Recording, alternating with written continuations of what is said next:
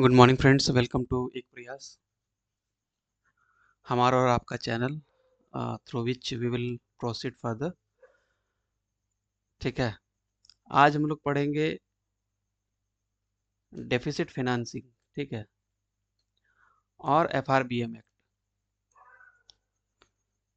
ठीक है, और एफआरबीएम एक्ट के अंदर एनके सिंह कमेटी का क्या रिकमेंडेशन था। ठीक है, तो चलिए पहले डेफिसिट फाइनेंसिंग से पहले हम डिफिसिट क्या है वो पढ़ लेते हैं। हमने देखा था बजट में, जैसे बजट डेफिसिट है, फिजिकल डेफिसिट है, प्राइमरी डेफिसिट है, ठीक है, रेवेन्यू डेफिसिट है, मोनेटाइज आपका मोनेटाइज्ड फिजिकल डेफिसिट है, आदि आदि। यही मेनली 4-5 होते हैं। ठीक है, फिर से उसको देख के उसके बाद एफआरबीएम एक्ट देखेंगे फटाक से, क्योंकि ये जो डेफिसिट है ना, इसमें बहुत मतलब कंफ्यूजन टाइप का चीज होता है। ठीक है, तो चलिए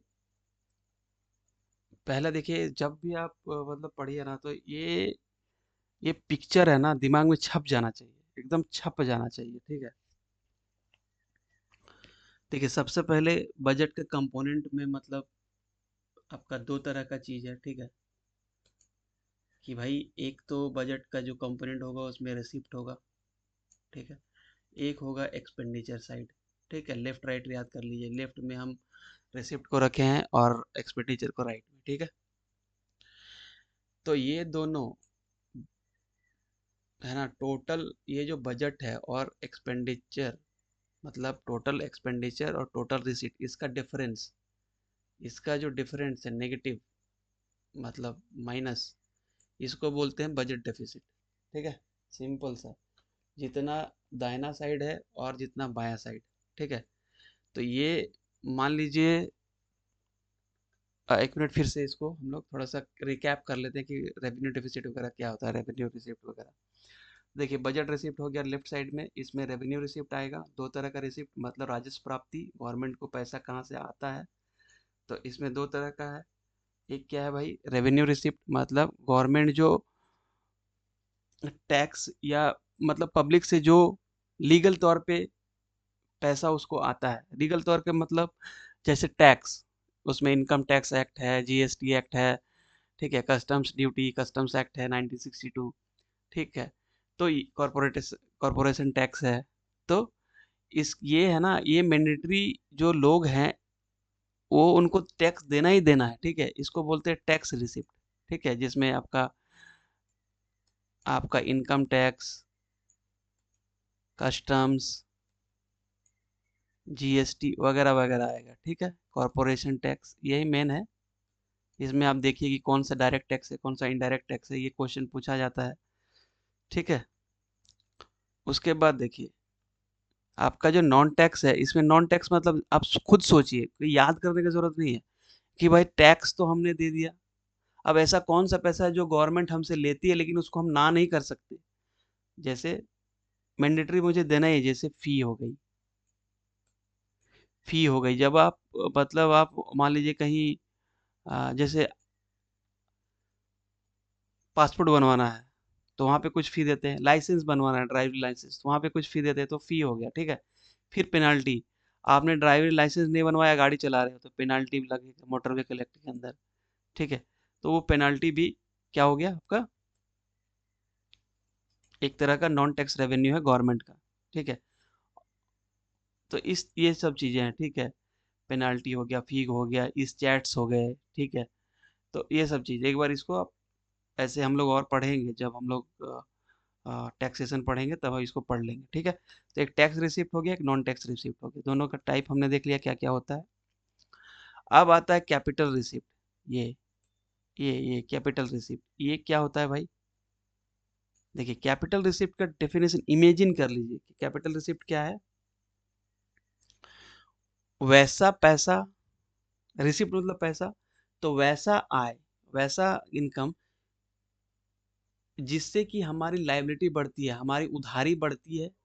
या तो उधार लेके आएंगे तो उधारी बढ़ेगी, या कुछ बेच के आया है, कुछ हमारा पूंजी था उसको बेच के आया, तो उसको बोलते हैं कैपिटल रिसिप्ट। ठीक है, जैसे बेच के कैसे आया, डिसइन्वेस्टमेंट में आया। ठीक है, और रिकवरी ऑफ लोन, जैसे लोन हमने दिया था किसी को मान लो स्टेट गवर्नमेंट को, यूटी को दिया था, अब वो रिकवर हो रहा है। जब हमने लोन दिया था मतलब क्या था कि मेरा एक एसेट किसी के पास है, लेकिन अब जब वो लौटा दिया तो लोन रिकवरी हो गया, लौटा दिया तो हमारा वो एसेट घट गया ना, तो इसीलिए इसको बोलते हैं, क्या बोलते हैं, कैपिटल रिसिप्ट, क्योंकि ये लाइबिलिटी, ये एसेट को घटा रहा है, ठीक है, रिकवरी ऑफ लोन और डिसइन्वेस्टमेंट, ये दोनों, ये भी एसेट को घटा रहा है। डिसइन्वेस्टमेंट कैसे, मेरा एनटीपीसी सेल में गवर्नमेंट का कुछ इंटेक था, अब वो गवर्नमेंट उसको बेच के प्राइवेटाइज कर रही है, या उस अपना स्टेक किसी कंपनी में बेच रही है, तो उससे जो पैसा आएगा, तो क्या था, एक एसेट था हमारा कहीं पे, अब वो बिक गया, वो खत्म हो गया, तो मेरे पास पैसा आया, उसको बोलते कैपिटल रिसिप्ट।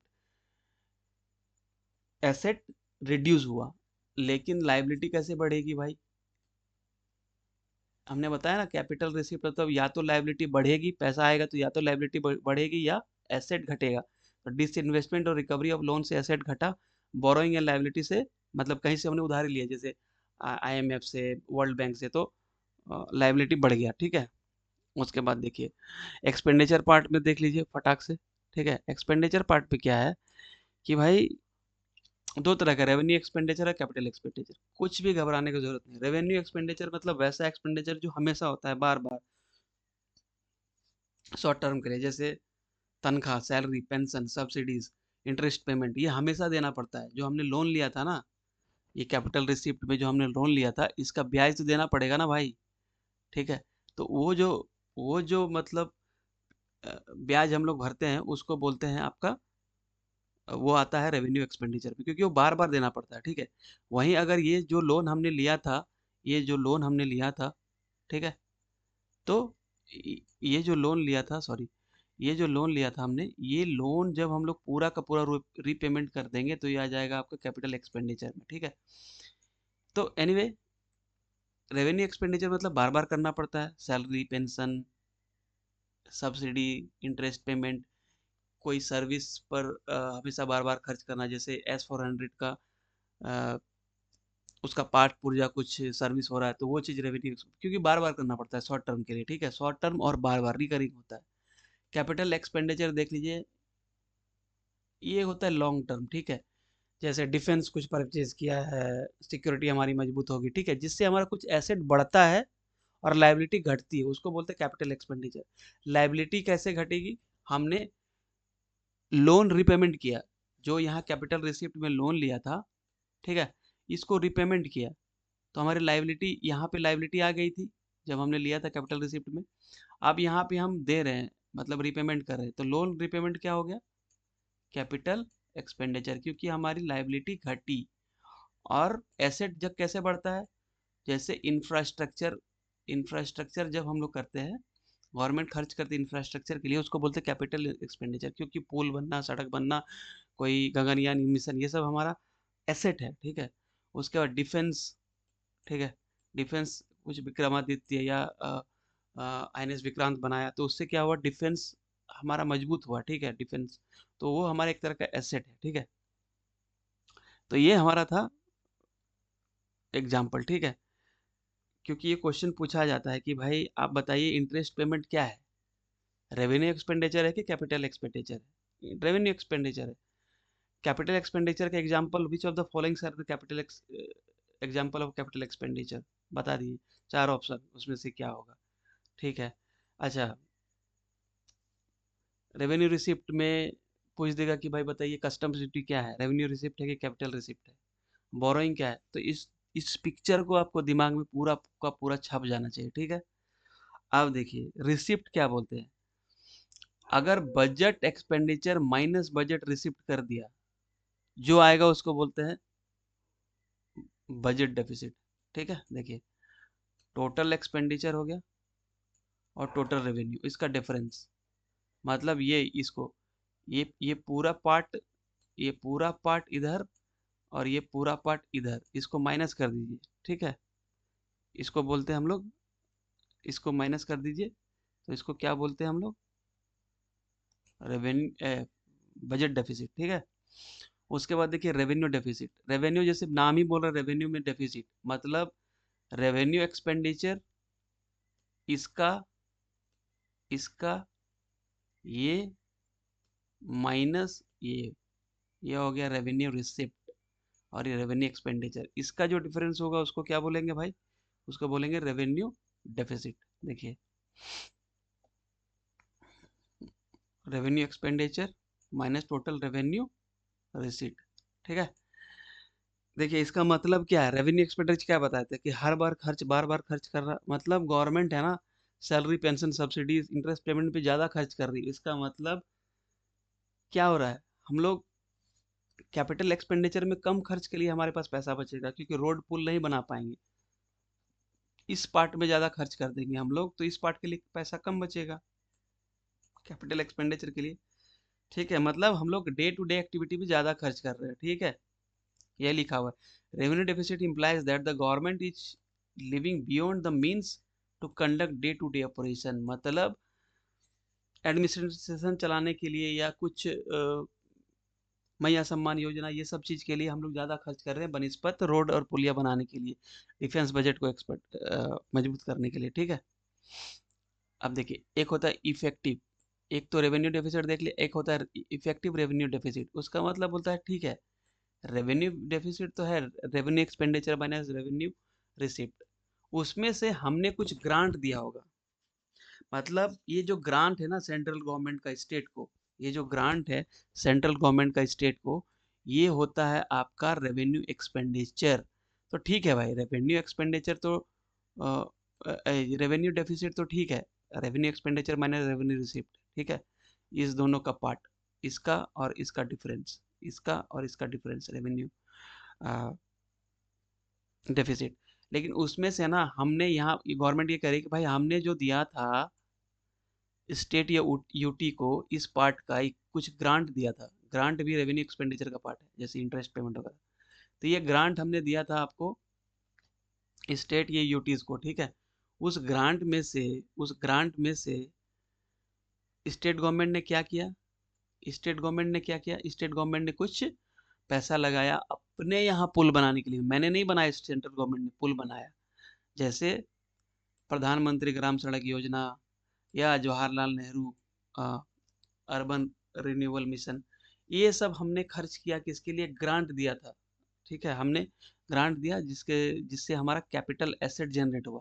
ठीक है, प्रधानमंत्री ग्राम सड़क योजना का सड़क बना, मतलब कैपिटल एसेट हुआ। दिया गया था कि as a revenue expenditure, but utilize कैसे हुआ? Capital asset. इसलिए इफेक्टिव रेवेन्यू डेफिसिट क्या हो गया आपका? इफेक्टिव रेवेन्यू डेफिसिट हो गया कि भाई जो रेवेन्यू डिफिसिट है उसमें से ग्रांट, वैसा ग्रांट जो कैपिटल एसेट को बनाने में खर्च हुआ है उसको आप घटा दो। ठीक है, तो इफेक्टिव रेवेन्यू डिफिसिट। आप देखिए फिजिकल डेफिसिट, ये बहुत इंपॉर्टेंट है। ठीक है,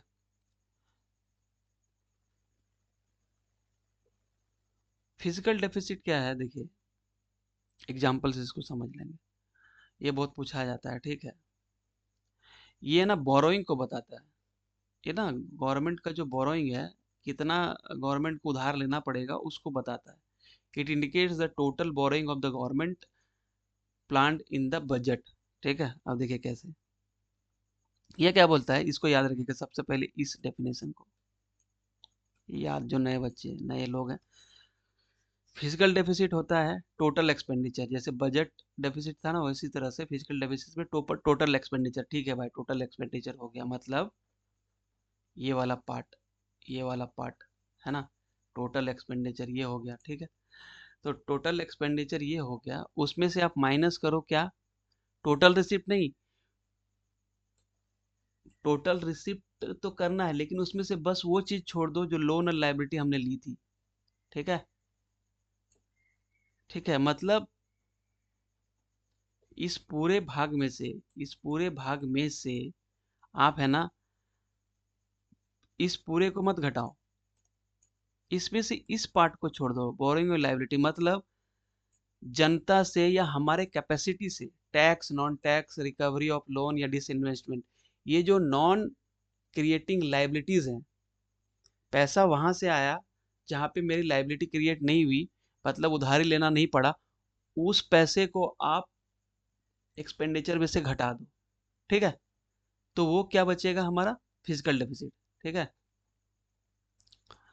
ठीक है, टोटल एक्सपेंडिचर ले लिया दाहिना वाला पार्ट।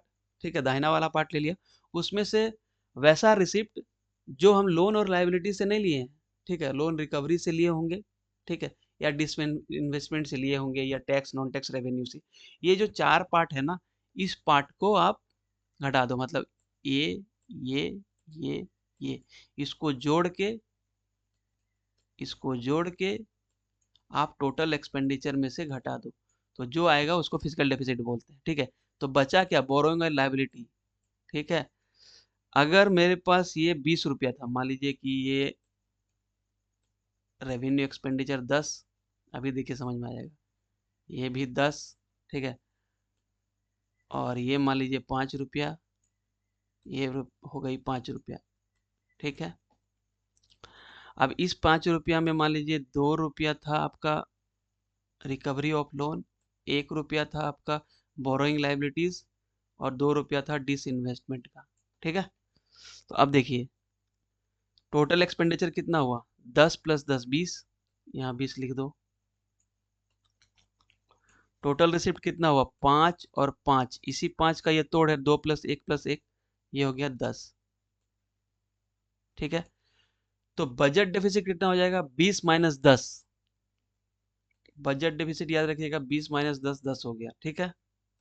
चलिए अब फिजिकल डेफिसिट कितना होगा, हमने क्या बोला, टोटल एक्सपेंडिचर 20 रुपया माइनस वैसा पार्ट जो लायबिलिटी क्रिएट नहीं हुआ, वैसा रिसीट, तो लायबिलिटी क्रिएट नहीं हुआ है किससे, ये 2 प्लस 2 प्लस 5, कितना हो गया, 2 2 4 और 5 9, इक्वल टू 11, ठीक है।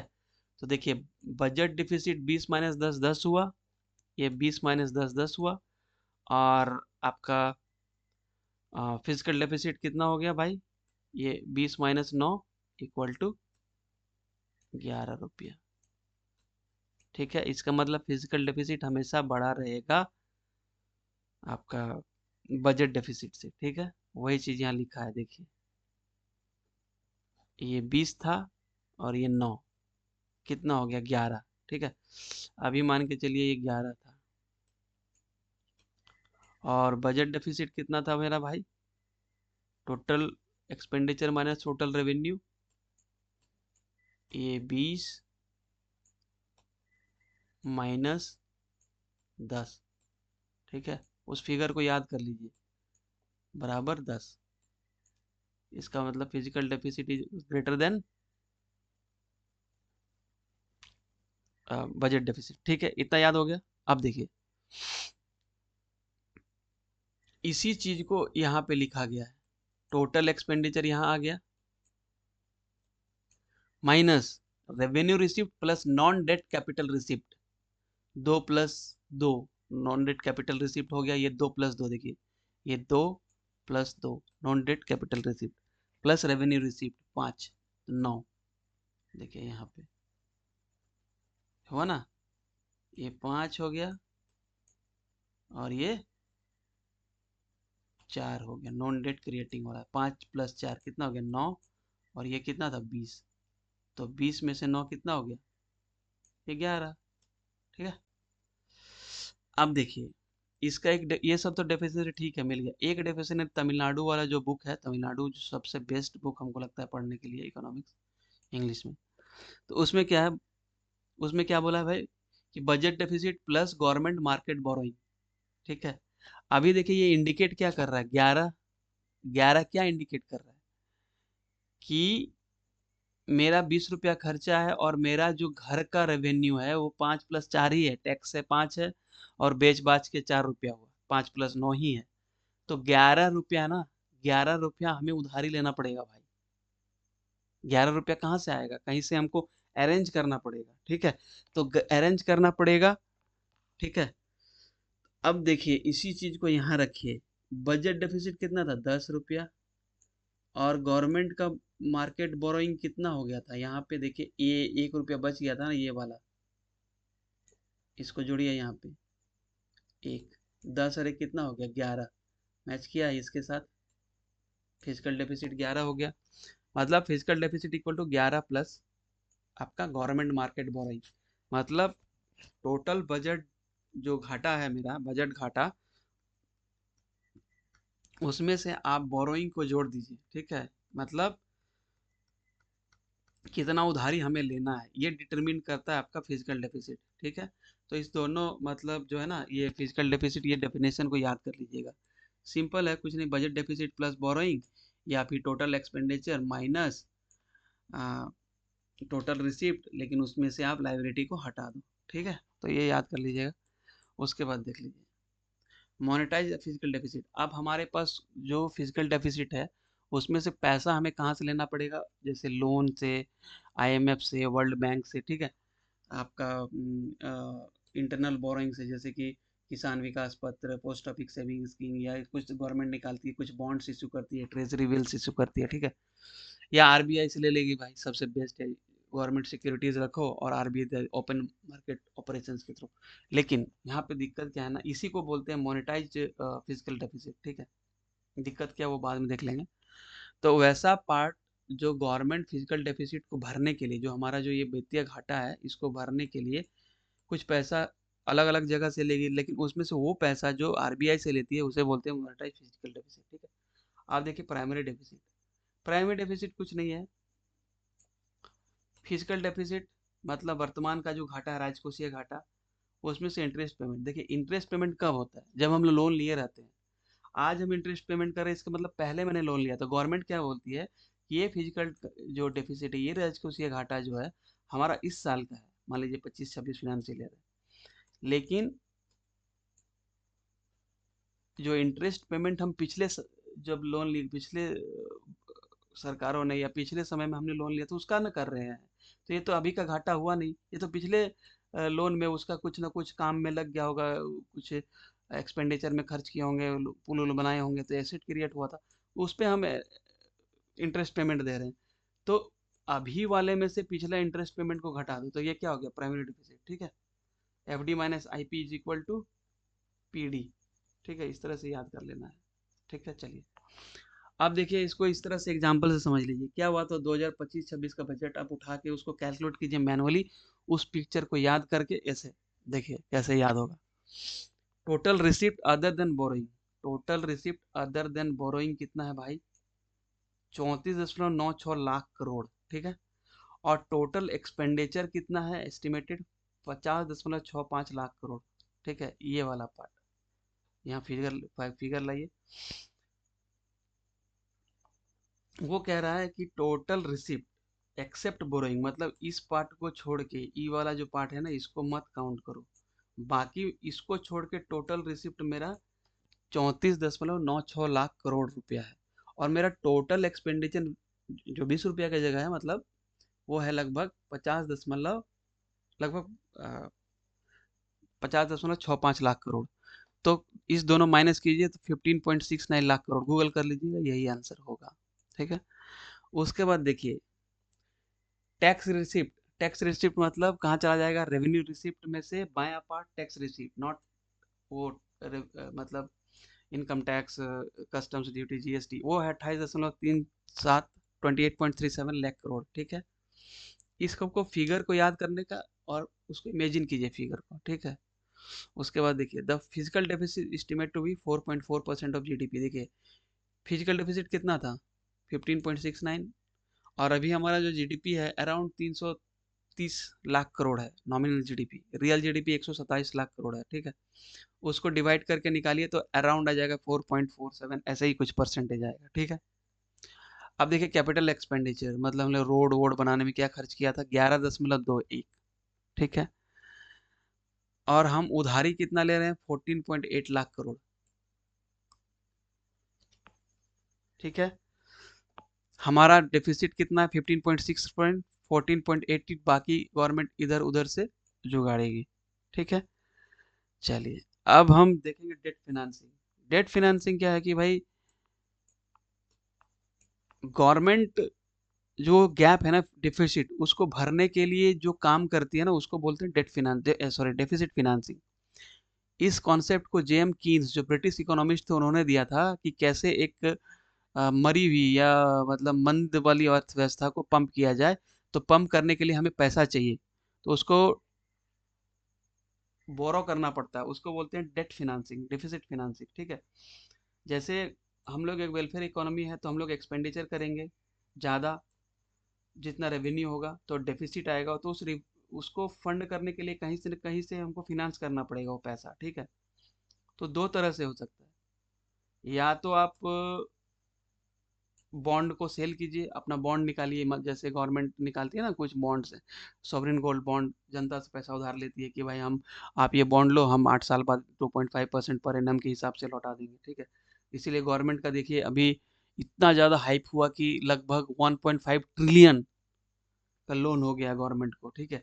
17-18 में जिन्होंने गोल्ड लिया था उसका 338% रिटर्न है, जो 19-20 में लिया था अराउंड उसका कुछ 200 कुछ है, ऐसे कुछ है।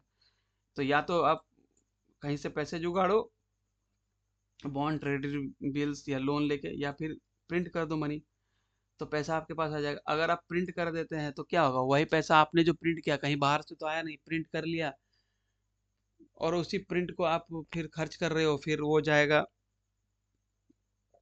पब्लिक के पास, मनी फ्लो बढ़ेगा, फिर इन्फ्लेशन बढ़ेगा। तो एक वाइज आइडिया नहीं है, ठीक है। तो और क्या वाइज आइडिया हो सकता है भाई, देखिए, एक्सटर्नल एड्स, मतलब जब एड्स, यहाँ पे देखिए ये दोनों में अंतर है, एक्सटर्नल बोरिंग, एक्सटर्नल एड्स में।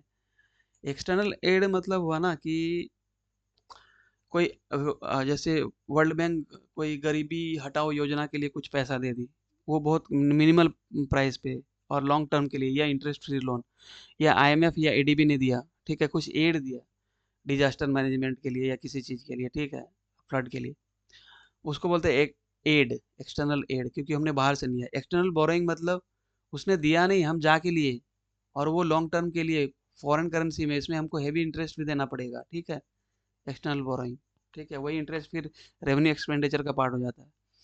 इंटरनल बोरोइंग जैसे फ्रॉम आरबीआई से लिया, उसको बोलते हैं मोनेटाइज डेफिसिट, डेफिसिट, ठीक है, ये वाली मोनेटाइज फिजिकल डेफिसिट, एमएफडी, ठीक है, ये आरबीआई से लिया, या पब्लिक फंड से, या बॉन्ड्स या सिक्योरिटीज को रख के गिरवी, ठीक है, गवर्नमेंट सिक्योरिटीज यूज करती है। Printing money is not a viable option, ये सबसे लास्ट आपका गवर्नमेंट के पास रह जाता है, कहीं से पैसा जुगाड़ा नहीं तब। अब देखिए, इसका मेरिट भी है और डिमेरिट भी है, ठीक है। मेरिट,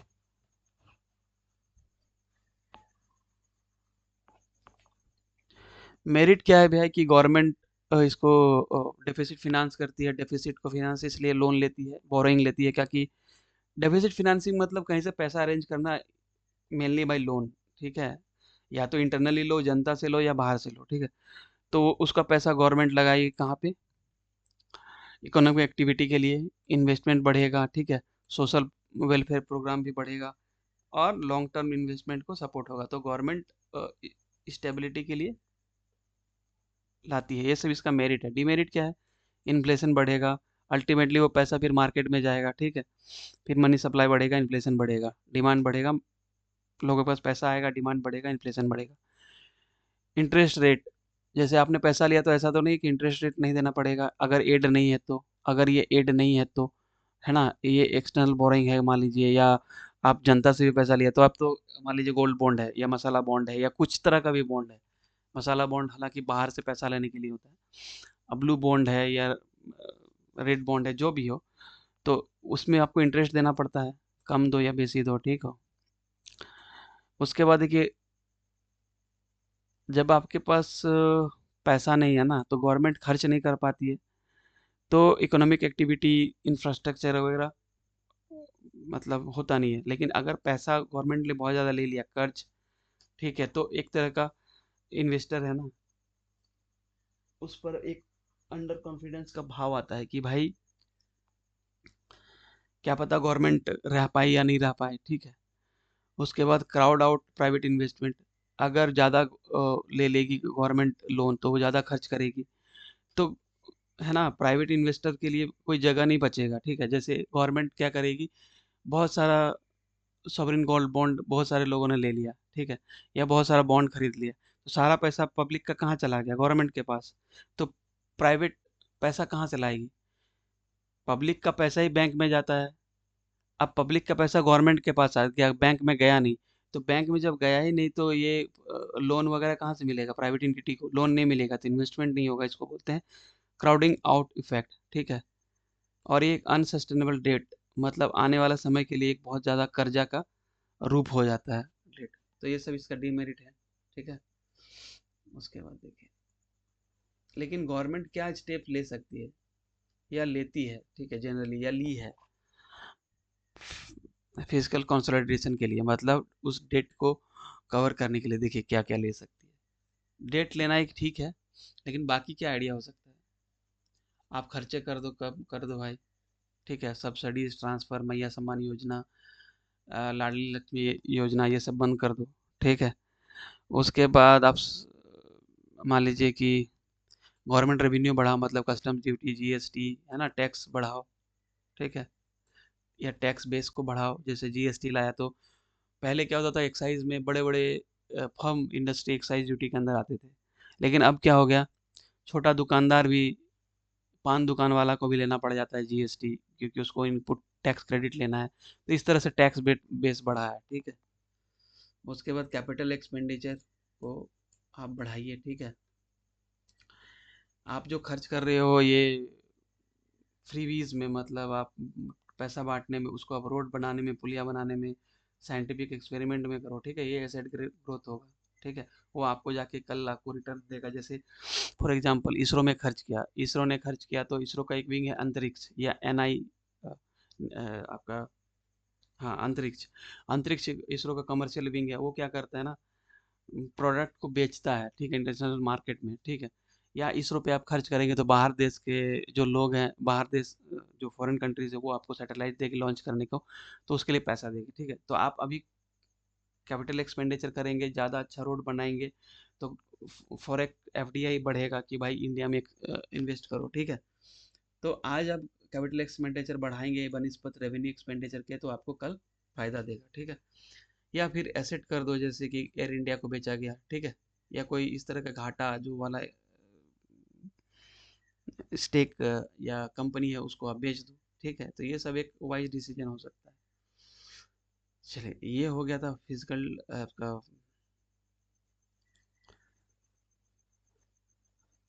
डेफिसिट फिनांसिंग, ठीक है। उसके बाद हम लोग एफआरबीएम भी पढ़ लेंगे। चलिए, अभी के लिए इतना ही। Thank you.